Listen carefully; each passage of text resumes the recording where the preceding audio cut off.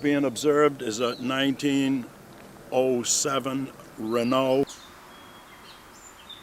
The car was imported as a chassis only into the Boston area by the Alfred Cutler Morse Company. This car has been toured with by a man from Kentucky. He toured with it for over 40 years. The car has never been restored. The only alteration to the car is it has been fitted with a self-starter.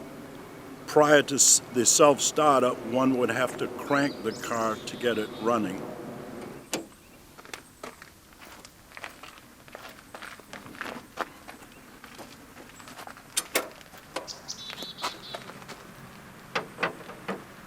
It's a very large four-cylinder car.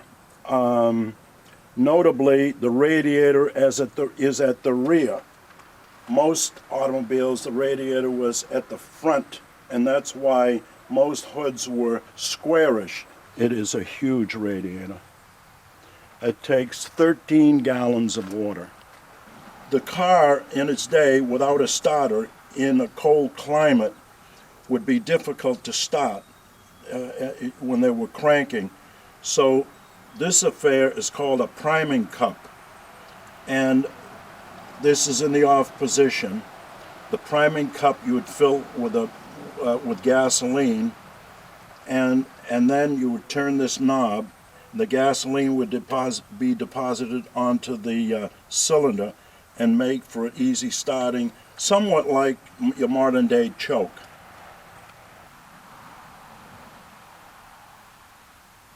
I've only owned this car for about 3 years. I've been involved in this hobby since 1951. This is they call them side lights or parking lights back then. And this is the reservoir, which would contain kerosene. This has a wick that probably hasn't been used in some time. There it is. And you'd strike a match, light this, and then insert it back in.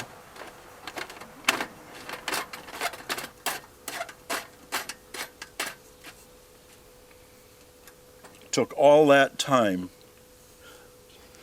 rather than pull a switch. This whistle is operated by exhaust pressure.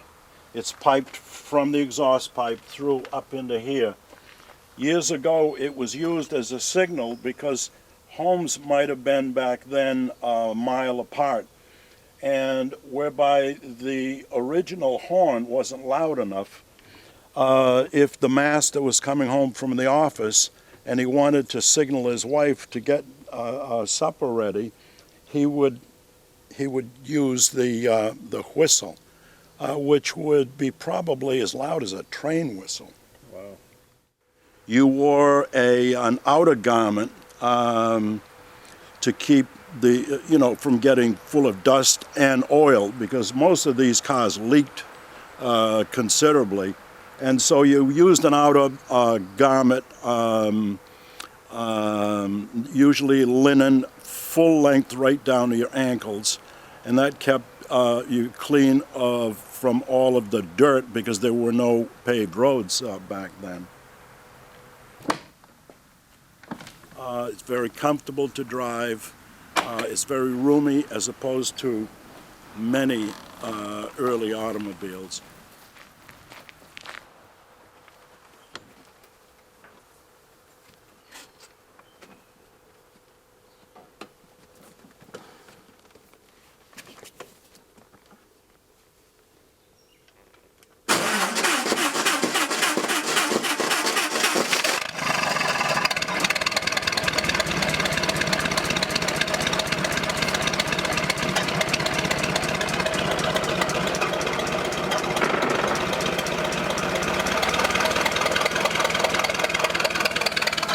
Somehow or other, this attracts a lot of attention. And I don't know whether it's the color, the size, the age, but Anyway, it does. It attracts a lot of attention.